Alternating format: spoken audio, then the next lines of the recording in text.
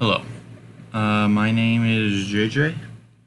I'm a random kid from middle of nowhere, Missouri. I'm 19, and I'm a Pan Americanist. And I'm hoping to start this podcast. I've been thinking about doing this for a while now. I know no one is going to listen to this, so oh well. I'm more doing this for me, really, than anything.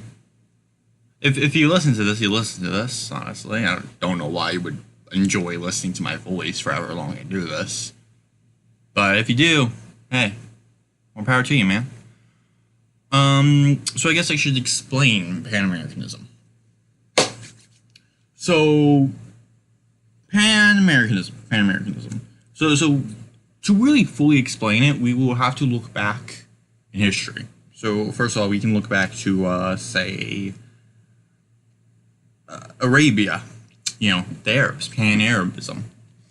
The belief in uniting all Arabs under one nation. We actually saw some progress with this. Egypt and Syria. Yeah, Egypt and Syria, and they formed a united Arab republic. And it was an absolute failure. So, yeah, we're really starting off good here, eh? So yeah, there's that. But then you have Pan-Germanism. German nationalism is often referred to probably in your history textbook, where Germany was clustered into many different tiny countries and splintered and fractured. Eventually, the belief arose, well, we're one Germany, we're one nation, why are we split between all these different countries? Let's unite. And so it was united, and eventually Germany arose into two different powers. There was Austria, which had a little bit of Germany in them, but mostly was actually non-German people, despite being ruled by German people. And that led to its downfall. Then you had Prussia, which then formed into Germany. And those borders actually still stay today. And I think that's a good way to describe this idea I have, Pan-Americanism. So effectively, I believe there's a difference between country and nation. So you have a nation, that's a people group, that's not a country. A country is just the entity of government rule. So the United States of America is a country. Mexico is a country. The Mexican people is a nation. The American people is a nation. Canada is a country. It is not a nation. In the past few years, I think probably in the 2000s, it was done. Canada and America have become one people group. Because people groups change over time. People groups evolve. Italy used to be countless different people groups, and some argue still today. Though that argument is kind of hard to debate more and more every day. And through Rome, the people groups changed and kind of became one central Italian people. And through that, we have Italy. So just because there's two different countries, Canada and the United States of America, that doesn't mean they're both different nations. We are the same nation, we are the same people. And to really fully explain what I mean here, there was this great video by J.J. McCullen. He's this man from British Columbia. And I agree with a lot of what he has to say. The dude is a smart guy. He really is. Like, he's way smarter than me. He could crush me in any debate he wants. He made this wonderful video that perfectly explains everything, where it effectively goes into culture, which I argue is the biggest drive for nation states. The biggest drive for people groups and everything like that. He argued that a American culture, and Canadian culture, as he referred to it, was the same. There might have been minor differences here and there, but as I often reference, Lower Germany, Bavaria, is very, very different than Northern Germany. As a matter of fact, many people I know who have gone to Germany even say there is more difference between Southern Germany and Northern Germany than there is between Canada and America. Canada and America are just radically the same. We believe mostly in the same religions. We have secular Christianity. I think my laptop just died. Oh, nope. Saved it. Hey-oh! Good one, JJ. We have secular Christianity, mainly Protestantism, followed by Catholicism. Both countries. We have openness to other faiths. We have the idea of freedom and democracy, though technically neither of us are a democracy, we're a republic, but whatever. Republicanism doesn't sound as good as democracy. Democracyism, I guess. Yeah. Butchered that sentence, but I don't care. This is off the cuffs. I do not have a script, if you cannot tell. So effectively, what I believe is that we have the same culture. And through that, we should unite our countries to one mega super country. Now, of course, I do believe it should be done through the American system, but I do believe we should make reforms first. Okay, by America. Okay. Yeah, see, this is where it gets confusing. So, generally when I refer to American, I'll mean United States of America American, because for ease of conversation, even though we're both Americans, I just refer to American and Canadian. It makes life way easier. It would be the same, like, if I'm talking about how Texan law is different than, say, the rest of America, I'll refer to American and Texan. Though we're both Americans, if I'm cutting one group out and singling them out for something, then I refer to them not as a collective whole. So I do think that Congress, the U.S., I think our system does need reforms. Perhaps many different things. Definitely reforming the Electoral College. We lad, that thing needs to be reformed. But I think we can reform, but I do think we need to hold referendums in Canada and Canada. I don't know why I added the or and whatever. But I've heard one major argument against this that has really short-minded ideas that don't really consider what I have to say. And I've heard often when I discuss this with other people, what about Quebec?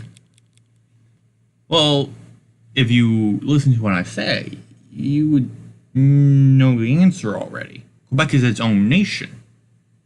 It's not a country. It's not sovereign. It doesn't have its freedom. It's under the control of Canada.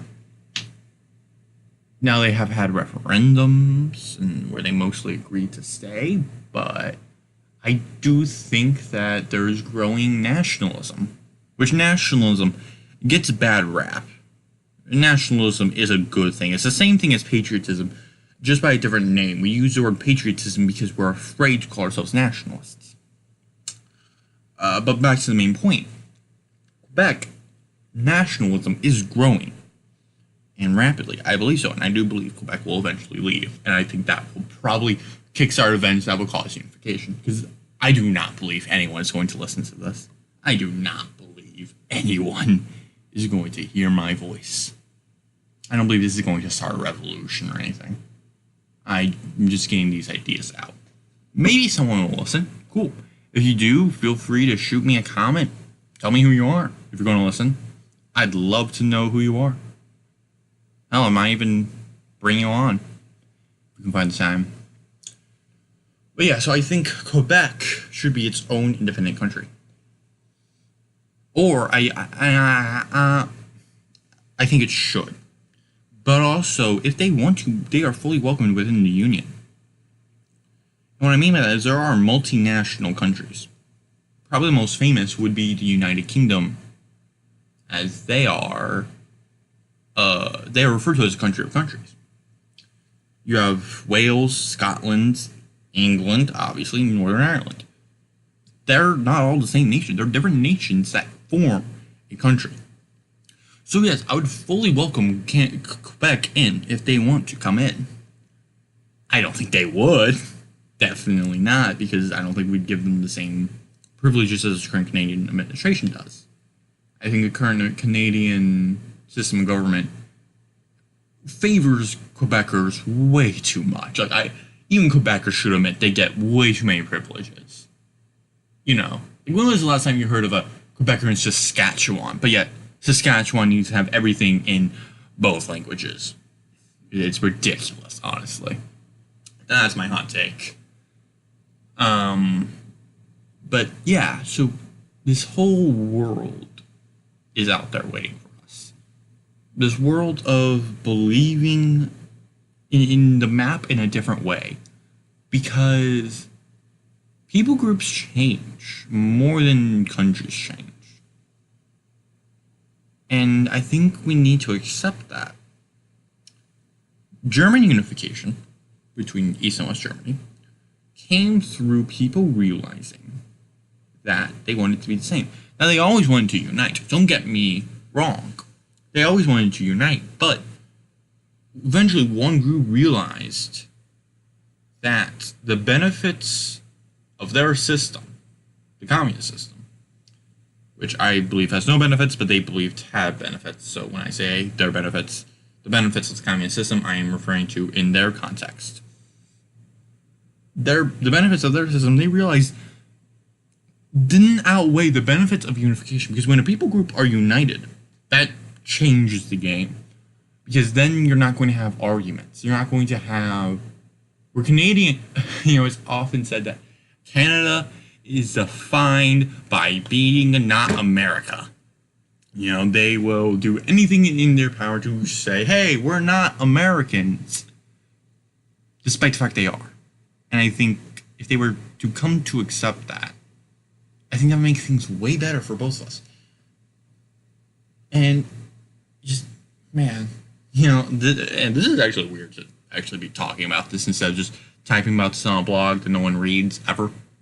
Except for that one guy who reads every blog I posted every so often, who's in Canada. Man, if you're listening to this, shout out to you, man. I don't know who the hell you are. You never leave a comment. You have never communicated with me. But you have read every single post I made. And I need to get back to posting, but that's besides the point. Dude, shout out to that guy. That guy kept me going for a while. I'm sorry, I probably disappointed that guy. I will never meet him, but man, that guy. Shout out to him. Where was I? Lost my train of thought. So I guess I should probably jump on to how do I want this? How do I believe in this? How do I believe in uniting Canada and America? Well, it comes down to a few different options. First of all, we have the just yeehaw, no, mobilize the army, yeehaw, invade, yeehaw option, which I think should be off the table. There should be no military action done unless there was tyranny going on, active suppression of rights. That's different. But definitely no, we're not going to be invading Saskatchewan, not going to be taking Vancouver, not going to be landing siege to Toronto, we're not going to be capitulating Ottawa, not going to be leading a coup in Quebec City, we're not going to be paradropping into Montreal. I think we need to do this via referendums. I think that's the best option. There's also other options of just doing this through politicians, but that's kind of going against the whole point of this. This is because that would be through the country. It's not through the people. This is about the people. So, So I would personally want this done through referendums. And how I would want the referendum to be is actually very, very overly done. Very extra. First of all, I want every province and territory of Canada to get the option. Do you want to become a state of the United States of America? Yes or no?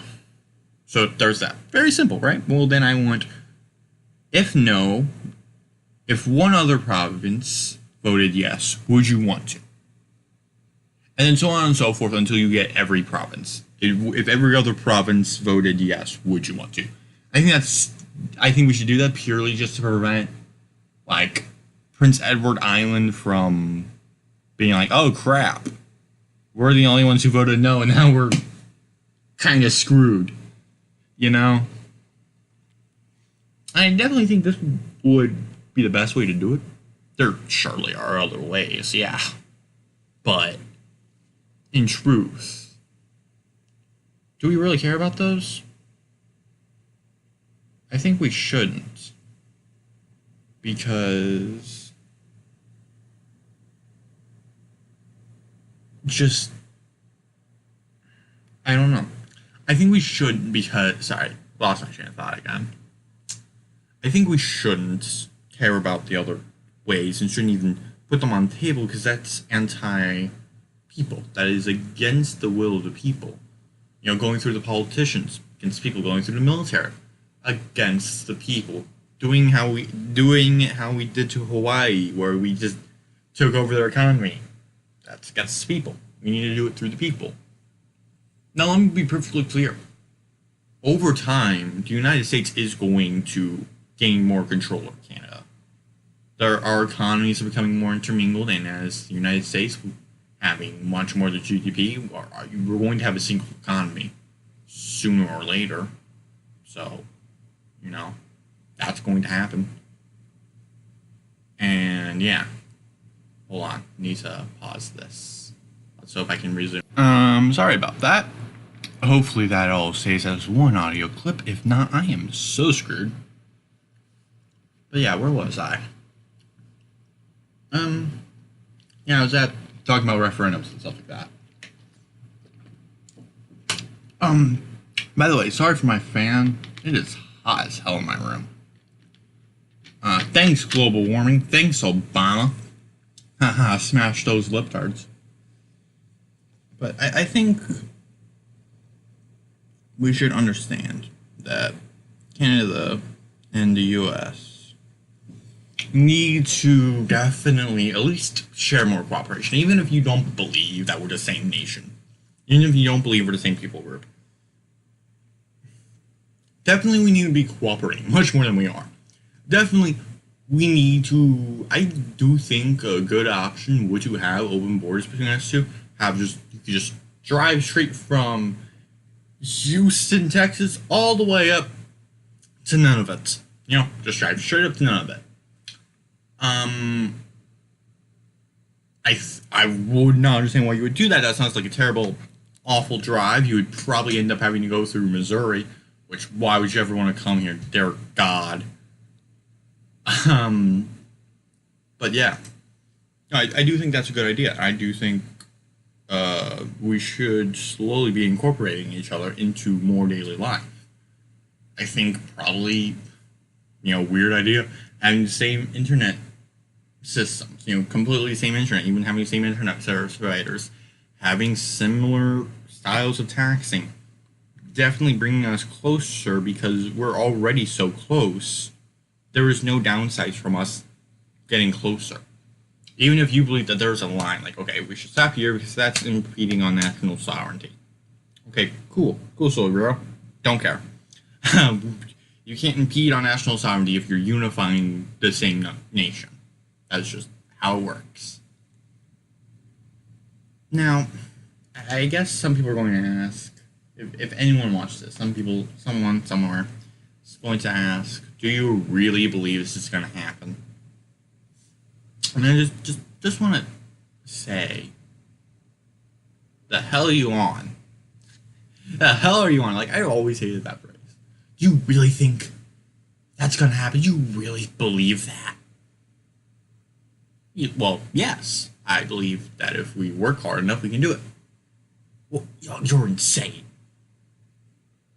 Not really. I mean, you could easily just say, oh, that's insane, to anyone who proposed anything at any time. You could have said, oh, that's insane, when George Washington was like, let's cross the Delaware River. But, Mr. Washington, that's insane. Do I care? No. You know? I think we need to understand that just because something might be hard doesn't make it impossible. People like to think of politics as a static thing that doesn't change, as countries as a static thing that now in this day and age, borders are set as they are, they're going to be like this forever. Well, no, not really. I mean, Crimea is a great example of that. Syria and actually all the Middle East, a great example of how borders change. Now, granted, the borders in the Syrian civil war aren't official borders, but they are still borders between two different independent entities working together, or arguably independent. Some people claim that both sides are different puppets of different countries, but whatever. That doesn't really matter. But sticking with that idea that just because something is hard doesn't make it impossible, you must wonder, well, why should we even unite? Outside of the economic benefits, the societal benefits, the political benefits, the everything benefits, why should we unite? Just because we're the same people? That makes no sense. Well, maybe to you that makes no sense, but to me that makes a lot of sense. Because the thing of it is, at the end of the day, politics isn't static. Countries aren't static. Borders aren't static. They're dynamic. They change. They form. They evolve. Hell, they get driven into the ground, never to be seen again. Like the Whig parties. Those things don't exist anymore, but they used to be a big prominent force, weren't they? That's the thing. To believe in something is to take a stand against something. And there's always a chance for change. Just because that's how the world is doesn't mean that's how the world's going to be. So, yes, it's going to be hard to unite our nation. Yes, it is going to be hard to do pretty much anything in favor of this, but does that really matter? Should that really matter? I say no.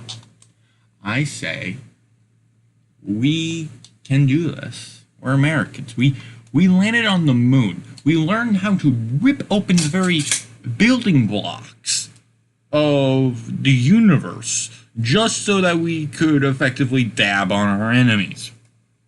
Just so we could make someone poop his pants.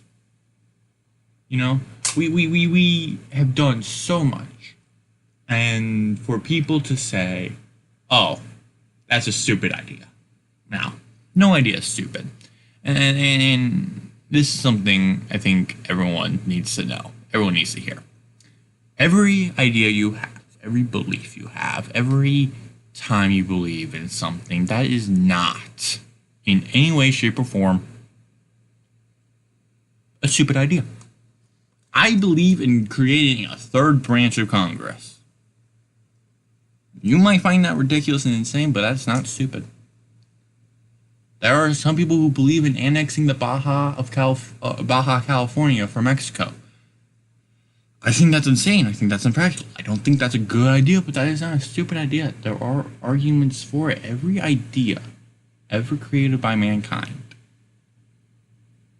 there's a reason for it. No one just creates an idea just to create an idea. No.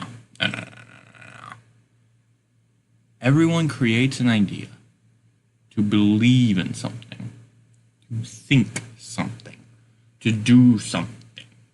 That is what it is. We need to understand that. So, while you might think this is a weird, crazy idea that I have, or me being edgy, because I'm this young, edgy guy who, oh my god, you're 19, oh my god, you must be so edgy. No.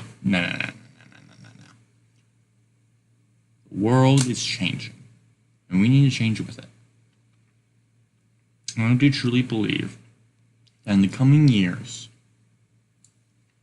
this movement, Pan Americanism, is going to crop up. And the reason why I'm doing this is purely just so when historians are looking back on the internet, many, many years from now, when I am already up in heaven, partying with Great Grandma Rita, they're looking back and looking at history, and they see there's this random kid from St. Charles, Missouri, arguing for something that eventually happened many years before it happened. It's like, huh, that's neat. And then nothing.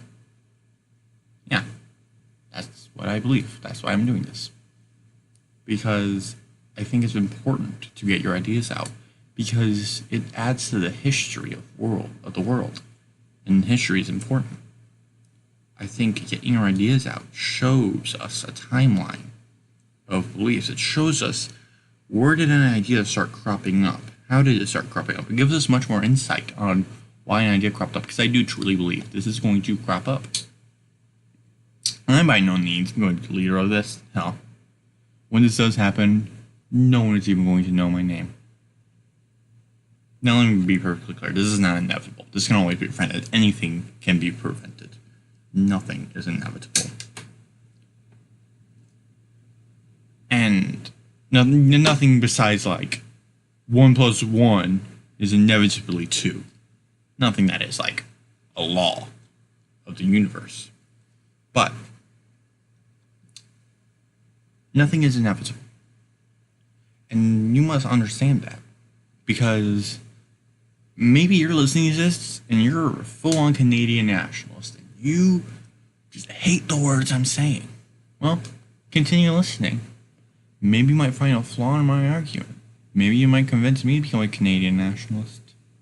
Or maybe I might convince you to join me.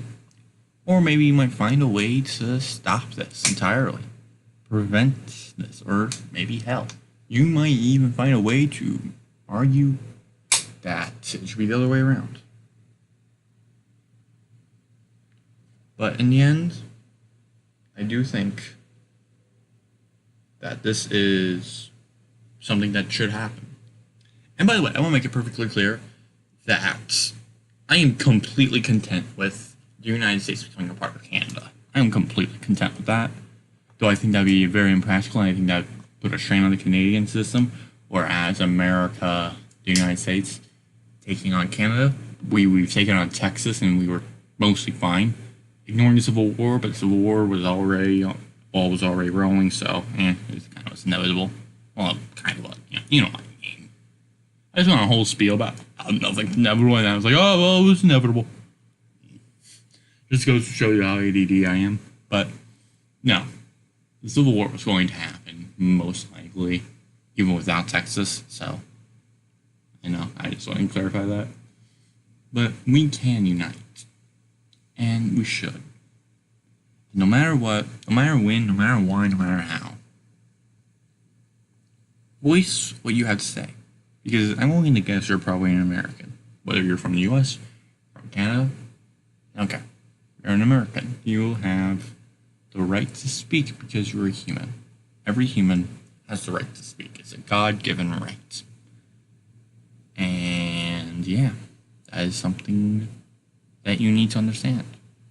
Speak freely.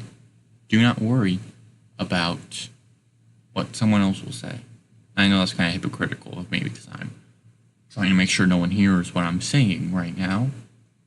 Visually, I'm actually making sure no one overhears this. But, besides that, voice yourself.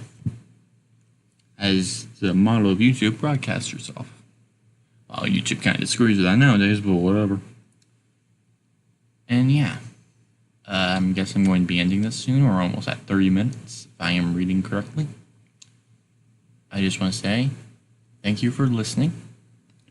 Do not hurt yourself. And truly, God bless. God bless you, God bless your family, God bless your face. Unless you're ugly, then double bless your face, because you need it, trust me. I'm ugly too. I know how it feels. Truly, I know how it feels. Thank you for listening. God bless. Don't hurt yourself. Now, how do I end this?